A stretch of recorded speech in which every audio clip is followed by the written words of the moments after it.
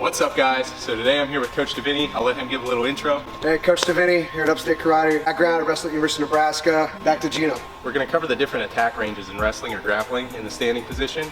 And so it's good to kind of understand these fundamentally before you really start diving into different wrestling techniques. If you're a Jiu Jitsu athlete, this video will be perfect for you. Kind of get a fundamental understanding of the standing position and the basics there and understand where you might want to start attacking from. Really, there's 5 different ranges that we can attack from in standing. And it's important to understand each of them so that you know kind of what best suits your body style or what's going to best suit like your athletic abilities and things like that. We can start off with just the general open stance, and that's where we're not tied up with our upper body length. Once we start getting connected with our upper body, some friction comes into play, and then we have to start worrying more about clearing his hand. If we're in open stance, we don't have that friction. We still need to worry about clearing our opponent's head and arm defense, though. That's always really the fundamentals behind attacking the legs in wrestling and getting the shot. In this open stance, some people that might come to mind would be like Jordan Burroughs, right? He was great at attacking from the open stance position, and part of the reason for that is because he was so explosive, super athletic, and he did a good job setting up the leg attacks from here, which we can talk about a little bit. So if I'm in the open stance, I'm far away from my opponent. So number one, I'm gonna have to be able to close the gap better on my shots or my penetration steps. I have to get really good at covering a lot of distance on these. So what I can't do from here is I can't just drop straight to my knee, because I'm not gonna close the gap to actually get to his legs and get a deep bite on his leg. The other thing is, when I start my motion to the legs, he's gonna have such a long time to see that and react. I'm gonna have to set these shots up somehow, and I'm gonna have to really close a lot of distance to get into the hips without him being able to like roll and put a lot of weight on. Your footwork is imperative in this position. Cannot leave your trail leg behind. Geno was talking about Jordan. If he'll feint and then he'll cheat this foot up to get his feet in the game, because all my power derives from this trail leg and this glute and this hip right here. Your feints have to be exactly like your shot. If your feint looks totally different than your shot, people are gonna pick that up. So make sure you practice feints that match your attacks, whether it is from distance, here, or whenever we get into closer, more friction-based attack. One thing Coach mentioned that we can emphasize a little further is that if I'm gonna try and close this gap, if my back foot is back here, I can only step so far, but what Coach made a great point on is if I can bring this back foot up, let's say I start on this line, right, and my foot's here. I can only step to here now. Now if I bring this foot up, I can step the whole way up to this line. And then I can go to my knee to cover even more ground after that. So that is absolutely critical. What he said was Burroughs would feint, and feinting can do a couple different things when we fake our shot. One, it can get this guy's legs to go stiff to where he's not in an athletic position, and then I can close the gap after that. So I can feint, get his legs stiff, and then come in and dive into my attack. When your legs go stiff, it also kind of raises your head in basic positioning up. So the whole thing about the open stance is pretty much at any time we're trying to attack the legs, we need to get past Coach's head and his arm. Basic stance and positioning becomes even more important when we're in this open position. The biggest thing if you're wrestling somebody like Burroughs, try and keep your head level lower than his so that when he tries to explode your shots, your head's there to defend. If Burroughs tries to hit a double, but you catch him in the shoulder with your head, it's gonna be really hard for him to break that plate. If you like this video so far, please help me out by hitting the subscribe button below. It'll let you know when I put out future videos and also help get these videos to more people. Back to the video. Figure out what leg he's leading, and your down block arm always wants to match their lead leg because that's gonna be their main hand that's attacking. My attacking hand is gonna generally be my right hand if my right leg is led. So Coach wants to meet that with his arm on his down block so that when I get this connection and I start driving through him, this frame here is just gonna naturally push his legs back. So if Coach kind of lifts his feet up when I come in to this shot, it's gonna just push his legs back and I'm not gonna be able to get to the leg. So last thing I'll say from the open stance is just a couple attacks that you can hit. So Burroughs would hit the double. So he'd feint, boom, keep his chest down. I covered this in one of my videos on Instagram, and he would stay down versus coming back up. If I come back up, I have to come back down before I can go and attack the leg, so it takes longer. And again, time is of the essence when we're attacking from this distance. We need to make everything nice and crisp. Another thing we can do is time Coach's footwork. So if he's moving around a lot, boom, I can time his step and start coming into low shots, low single attack. I would say those are the main attacks from distance. Is gonna be like a blast double or some type of low shot where we're attacking below the knees at the ankles. Now we'll go into the next phase. It's gonna be very similar, which is gonna be extended tie-ups. So this is where we're gonna be tied up with our opponent, but we're not gonna have much friction in these positions. We can clear the ties really easy. Basically, if we're in long range tie-ups where we can connect to the shoulders, but we really can't like get good connection here. And a good tell of where you are in these tie-ups is where your head positioning is. So If coach and I aren't forehead to forehead, but we're tied up, then we understand that we're in this long range tie-up position. Some great attacks from here is gonna be wrist snaps to start setting up your shots. So if coach is leaning in on me, on my shoulder, I can snap his wrist. That's gonna bring his chest forward a bit, and it's gonna make him heavy on his feet. So now his feet are gonna stay planted for a split second. So I can either use that to go right into the legs, or I can use that as an opportunity to use footwork to get around his head and arms and attack from me. A couple of rules of thumb, right? So out here, if I'm good at distance, my feints, I'm not long at T-Rex arms, but longer arm guys, Geno's got really long arms, so he's really good at this position. This is called thumb in. The reason why a lot of guys do this is he can feel when I change level. I got a guy that I used to work with, and he reaches really long, he'll take his thumb and he'll put it right here in your armpit and make a C right there. So anytime I change levels, he feels that level change, right? That's what we gotta clear over the top and then clear. Something I like to do is anytime I'm at distance and somebody's holding me out, I'll clear and I'll work an angle, and I might mix it up in post.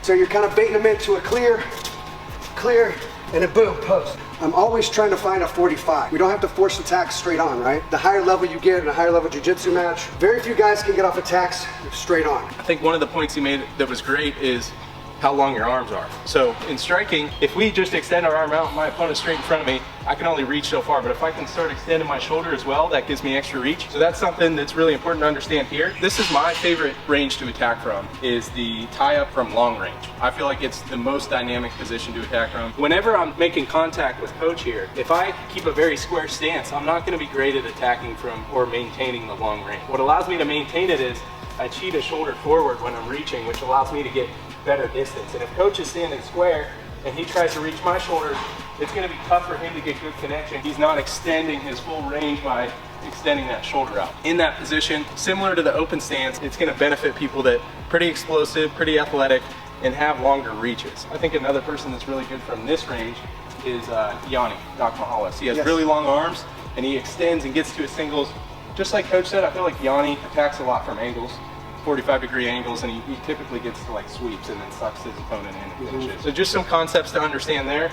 Now the next position is going to be very similar. There's different dynamics to each of these, and I can cover these more in depth some in a later video, but I just want to give you the basic understanding of these ranges now. The next range is we're going to be tied up, but we're not going to be in this extended position. Now we're going to be more forehead to forehead. So the closer our bodies get to one another, the more friction we can put on one another with our ties and our grips. Instead of just being posted on the shoulder, I can be grabbing elbows, I can be inside tie here, I can be on a long range collar tie where I'm extending my opponent here, and I can still maintain forehead to forehead. This is something that you don't see a lot. Most people, when they get collar ties, they end up in the next position we're going to talk about, which is ear to ear short ties. This position is very dynamic because we have good control over our opponent's arms, where we can manipulate their shoulders and manipulate their head better. When we're on the shoulder, we can't really manipulate the arms very well besides wrist snap that we covered here. Here, we got all sorts of stuff that we can do. Clear head and arms, we can hit post. Let's say he's on my shoulder, I can clear underneath. It just adds a lot more hand fighting into the mix the closer that we close that gap. I think this is really the best position to start learning. It's very dynamic, but it's hard to maintain. What we get comfortable with, especially in jiu-jitsu, is folks just want to get to these tie-ups and just clamp onto each other and not engage in the hand fight. When we get here, we need to break that mentality of being uncomfortable being in tie-ups, but still being at range, because here our arms sort of serve as radars. If we don't have connection with our opponent, we have to rely on our sight for all of our reaction. If he lowers his level, I have to be able to see that and to lower my level.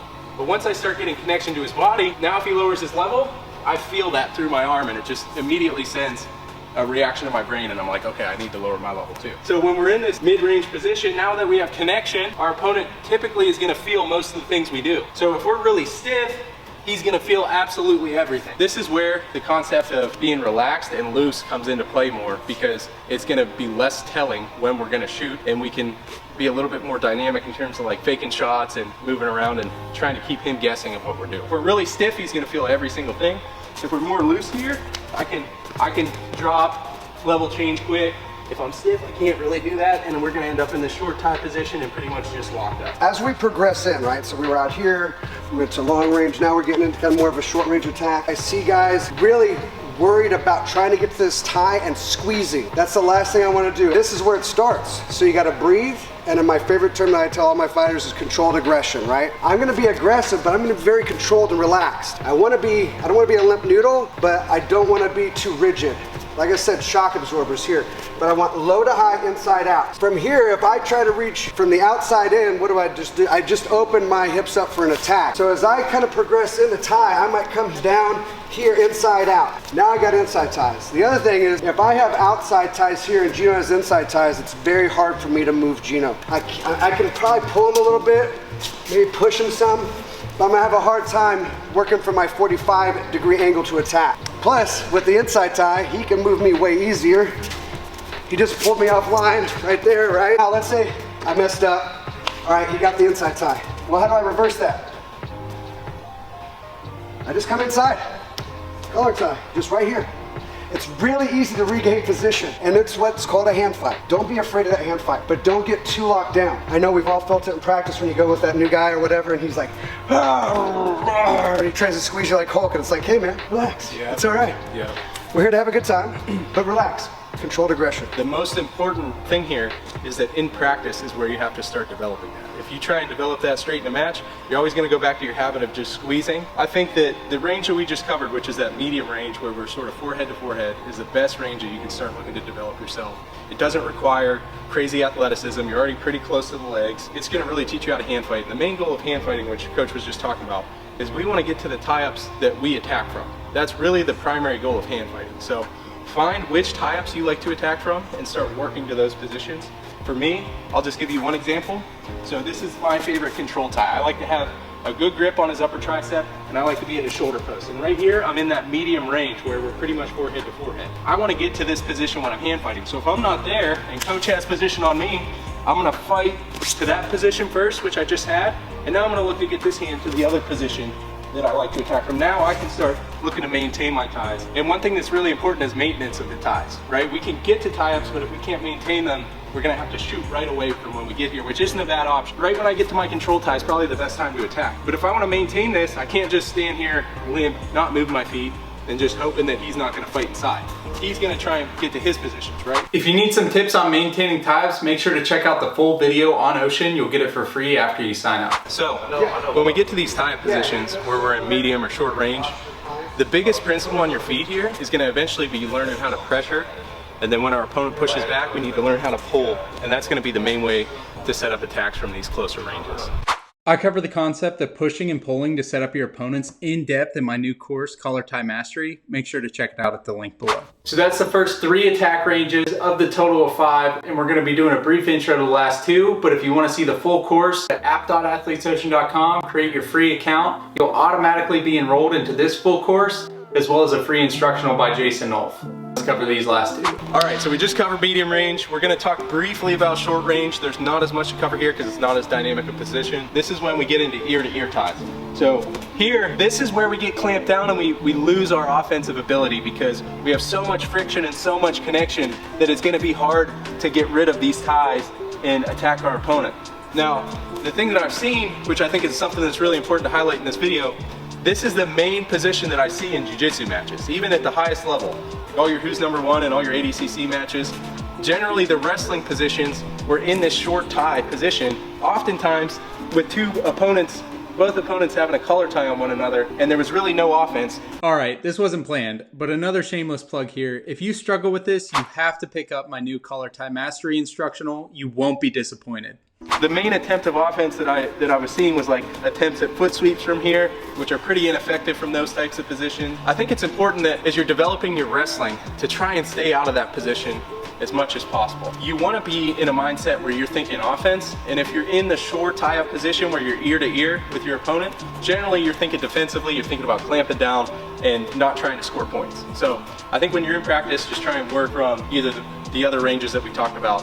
And I think the last range that we're going to talk about is the body ties, and I think that's a good option as well, depending on what your skill set is. You're going to find yourself in all these positions. Just be cognitive of those. Don't freak out. Don't get too much of a panic. If you catch yourself in this position, realize it. I always tell my athletes, as soon as you get here and you want to attack, make sure you elongate, come back to forehead, and start getting to your ties. Or if you don't like this tie, move your feet and circle out of it. If you are going to attack from these short ties, your best options are going to be short offense, or like you can do slide bys and duck unders. I would say those are the main attacks from here. Mainly a duck under.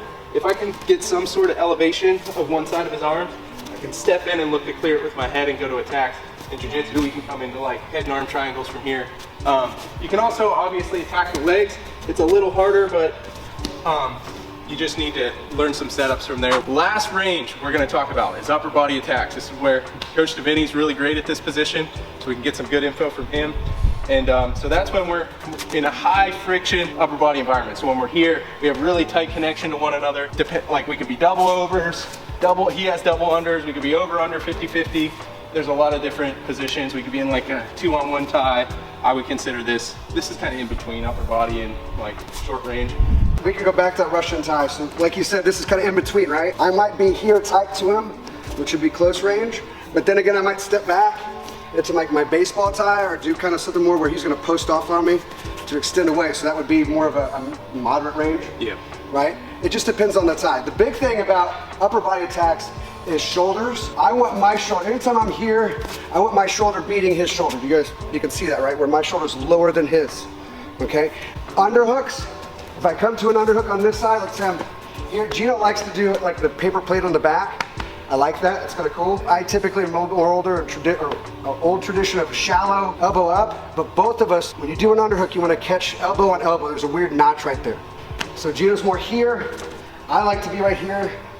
We wanted to keep this video under 20 minutes long for YouTube, but we have another 5 minutes of instruction on upper body ties, as well as the bonus section of maintaining ties on the full course on Ocean. You'll get enrolled for free as soon as you create your free account, and you'll also get enrolled in Jason's free over tie snap instructional. And hopefully that's a helpful segment for you guys. 5 different ranges of attack. We got open, long range, medium range here, close range, and then we're in the upper body ties. I think conceptually understanding these at the beginning of your wrestling journey is going to be really helpful. Just in general, like if you've never seen these concepts, you can start getting a better understanding of what's going to best suit your style. So, thanks, Coach. Go Tigers. Thank you so much for watching this video. I hope it was helpful in terms of helping you understand a big picture of the standing position in grappling. I plan on bringing you guys way more long form content, so make sure to help me out by subscribing. I'll also let you know when I bring out future videos and help get these videos to more people. To watch the full video, make sure to sign up for Ocean at the link below. You'll automatically be enrolled into this full course, as well as a free course by Jason Nolf, and I'll see you on the next video.